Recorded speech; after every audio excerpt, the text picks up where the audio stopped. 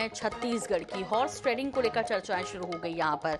Horse trading यहाँ नहीं चलेगी, ये कह रहे हैं शिव डहरिया जी। छत्तीसगढ़ में विधानसभा चुनाव के बाद हार जीत को लेकर अब सियासी बयानबाजी तेज है। छत्तीसगढ़ में बीजेपी सरकार बनाने का दावा कर रही है। इस मामले में कैबिनेट मंत्री शिव डहरिया का बड़ा बयान सामने आया। उन्होंने कहा कि खुद को रेस में रखने बीजेपी अफवाह फैलाती है।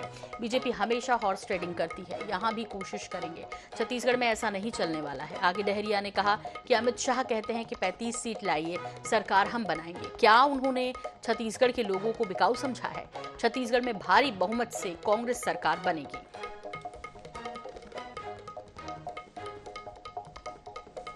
तो कोई मुद्दा है नहीं, कोई विजन है नहीं, तो अपने आप को रेस में बनाए रखने के लिए इस तरह का अफवाह हमेशा फैलाते रहे हैं। ये आरएसएस और भारतीय जनता पार्टी की पॉलिसी है, और ये तो हॉर्स ट्रेडिंग करने की कोशिश हमेशा करते हैं, यहाँ भी करने की कोशिश करेंगे, लेकिन छत्तीसगढ़ में ये नहीं चलेगा। इनके नेता आदरणीय अमित शाह जी ने कहा है कि 35 सीट ले आइए, बाकी सरकार बनाने की जिम्मेदारी मेरी है। वो किस वजह से ऐसा बोल रहे हैं? क्या वो हमारे छत्तीसगढ़ के लोगों को बिकाऊ समझ रहे हैं? छत्तीसगढ़ बिकने वाला नहीं है, और ये हम उनको 3 तारीख को बताएंगे। छत्तीसगढ़ में भारी बहुमत से कांग्रेस की सरकार बनेगी। तो छत्तीसगढ़ में भारी बहुमत से कांग्रेस की सरकार बन रही है, और ऑपरेशन लोटस या फिर हॉर्स ट्रेडिंग जैसी कोई भी बात छत्तीसगढ़ में काम करने वाली नहीं है। भले ही गृह मंत्री अमित शाह यहाँ कहकर गए हों, ऐसा शिव डहरिया कह रहे हैं कि 35 सीट जीत लाइए, उसके बाद सरकार बनाने की जिम्मेदारी मेरी। तो उन्होंने कहा कि ये कोशिशें छत्तीसगढ़ में सफल नहीं हो पाएगी। तो शिव डहरिया का बड़ा बयान, सीजी में हॉर्स ट्रेडिंग नहीं चलने वाली। आपको बता दें कि अभी रिजल्ट आया नहीं है। 3 दिसंबर को रिजल्ट सामने आएगा कि छत्तीसगढ़ में किसकी सरकार बनने जा रही है। लेकिन इस बीच छत्तीसगढ़ में हॉर्स ट्रेडिंग को लेकर सुर्खियां बन रही हैं। और इस विषय में जानकारी के लिए बात करते हैं, हमारे साथ जुड़ रहे हैं धनंजय सिंह ठाकुर जी, जो कि प्रवक्ता हैं कांग्रेस। धनंजय जी, आपसे समझना चाहेंगे, हालांकि शिव डहरिया जी कह रहे हैं कि भाई छत्तीसगढ़ की तासीर ऐसी नहीं है, यहां पर बीजेपी लाख कोशिशें कर ले, लेकिन हॉर्स ट्रेडिंग जैसी बात यहां तो नहीं बनेगी।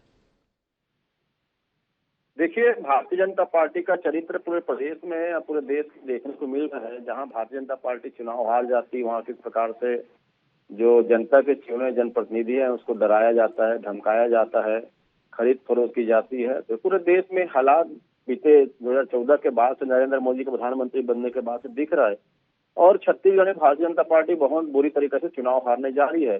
तो बहुत सारा आशंकाएं होती है, लेकिन छत्तीसगढ़ में भाजपा के इस प्रकार का चाल जो है यहाँ चलेगा नहीं। यहाँ के जनता भी जागरूक है, मतदाता भी जागरूक है, और कांग्रेस के जो विधायक प्रत्याशी हैं जब जागरूक है। यहाँ भारतीय जनता पार्टी का पैसों का धंधा खेल नहीं चलेगा, ना इस प्रकार से कोई अवसर उनको मिलेगा। और पूरे देश में भाजपा इस बात के लिए जानी जाती है कि वो जनता का तो विश्वास खो चुकी है, पर पैसों के दम पर अडानी अंबानी से मिले जो कमीशन, उसके दम पर इस प्रकार की हरकतें करती प्रदेश ने देखा है। जी, हालांकि धनंजय जी, बीजेपी बड़ी कॉन्फिडेंस में नजर आती है और कहती है कि सरकार तो हम ही बना रहे हैं। तो ये कॉन्फिडेंस आ कहां से रहा है? देखिए, भारतीय जनता पार्टी तो सरकार बनाना दूर की बात है, अगर वो नेता प्रतिपक्ष के खुशी के लायक आस पास अगर संख्या प्राप्त कर ले, बड़ी बात होगी। क्योंकि 15 साल भाजपा के यहाँ की स्थिति देखी प्रदेश जनता ने, और 9 साल से नरेंद्र मोदी के धोखाबाजी जनता वाकिफ है। तो ना तो यहाँ मोदी जी का घोषणा गारंटी चला, ना भाजपा का घोषणा चला। यहाँ भूपेश है तो भरोसे के नारे चले हैं, कांग्रेस का घोषणा पत्र चला है। भारतीय जनता पार्टी कहीं भी सरकार बनाना दूर की बात, नेता प्रतिपक्ष बना ले, बहुत बड़ी बात होगी। और छत्तीसगढ़ में भाजपा राजनीतिक रूप से अपने धरातल खो चुकी है। ना तो उनको किसान उस पर भरोसा कर रहे हैं, ना तो युवा भरोसा कर रहे हैं, ना माता बहनें भरोसा करी।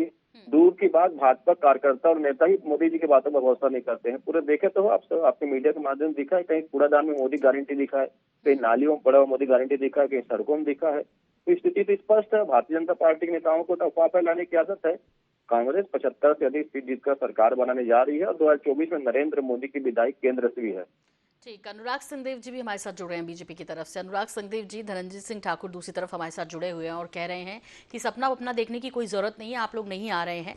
और साथ ही साथ वो ये भी कह रहे हैं कि यदि हॉर्स ट्रेडिंग जैसी कोई आप उम्मीद कर रहे हैं, क्योंकि 35 सीट आप ले आइए, ऐसा केंद्रीय गृह मंत्री अमित शाह ने कहा, बाकी हम सरकार बना लेंगे। तो शिव डहरिया जी का बयान आया कि ऐसी कोई भी उम्मीद छत्तीसगढ़ में कम से कम ना करे, यहाँ पर लोग बिकाऊ नहीं है। देखिए, कांग्रेस अपनी हार स्वीकार कर रही है, और हॉर्स ट्रेडिंग की बात इसीलिए इनके मंत्री के द्वारा कही जा रही है। यदि कांग्रेस पूरी मेजोरिटी में आती दिखती तो कभी ये बात नहीं कहते। और मुझे लगता है कि इस समय उनको सबको पता है कि कांग्रेस जाने वाली है और भारतीय जनता पार्टी आने वाली है। देखिए, मोदी गारंटी या मोदी जी का चमत्कार उसी प्रकार से है जैसे कांग्रेस 44 सीट में देश में पहुंच गई, तो उसका इफेक्ट आपको देखने को मिलेगा कि किस प्रकार से जनता ने बीजेपी के पक्ष में वोट दिया है और मोदी की गारंटी को माना है। और उसका रुझान महतारी वंदन योजना के माध्यम से देखने को मिला। और कांग्रेस को भी ये बात पता है कि वो उनकी स्थिति छत्तीसगढ़ में क्या है, इसलिए अब हॉर्स ट्रेडिंग की बात अभी से करने लगे। जैसे ये ईवीएम खराब होने की बात किया करते हैं परिणाम इनके नेगेटिव आने की स्थिति में, उसी तरीके से अब हॉर्स ट्रेडिंग की बात कर रहे हैं। ठीक है धनंजय जी, अनुराग जी कह रहे हैं कि आप एक्सक्यूज ढूंढ रहे हैं, दरअसल बहाना ढूंढ रहे हैं कि हार के बाद बोलेंगे क्या। देखिए, मैंने पहले कहा ना, नरेंद्र मोदी की गारंटी को महिलाओं ने नकार दिया और भाजपा नेता और कार्यकर्ता भी उस गारंटी को कूड़ादान में फेंक दिए। कचरा में दिखा है, कचरा में मोदी की गारंटी। और वो मोदी जिसने 15 लाख रुपए देने का गारंटी दिया था, वो 15 लाख पूरा नहीं हुआ आज तक। तो प्रदेश में तो भाजपा कहीं पे नहीं आ रही है और केंद्र में मोदी जी की जाने का तय हो गया है।